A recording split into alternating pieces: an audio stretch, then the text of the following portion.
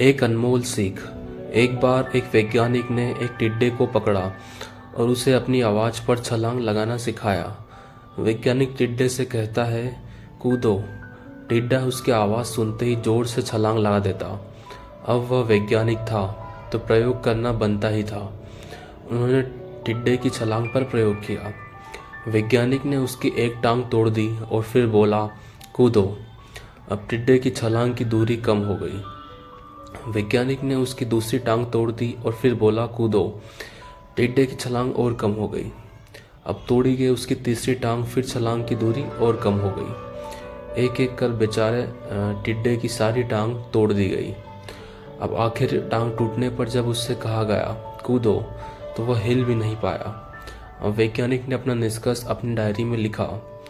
जानते हो उसने क्या लिखा? जब टिड्डे की एक टांग तोड़ी गई तो वो थोड़ा बहरा हो गया। जब उसकी दूसरी टांग तोड़ी गई तो वो और बहरा हो गया। हर टांग टूटने के साथ वो और बहरा होता गया और सारी टांग टूटने के बाद वह बिल्कुल बहरा हो गया। अब जोर जोर से चिल्लाने का भी उस पर कोई असर नहीं हुआ। वो तो अपनी जगह से हिला तक नहीं, छलांग लगाना तो दूर की बात थी। इस कहानी को सुनकर सभी को ऐसा ही लग रहा है ना कि क्या मूर्ख वैज्ञानिक था। इतनी सीधी सी बात उसे समझ में नहीं आई।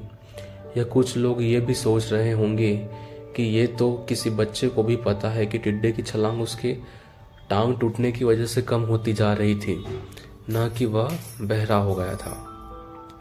दोस्तों, हम सभी जीवन में कई बार ऐसे ही मूर्ख बन जाते हैं।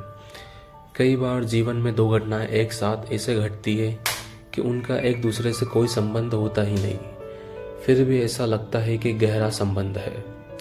कभी कभी दिखता कुछ और है लेकिन समझ कुछ और आता है और वास्तव में होता कुछ और है।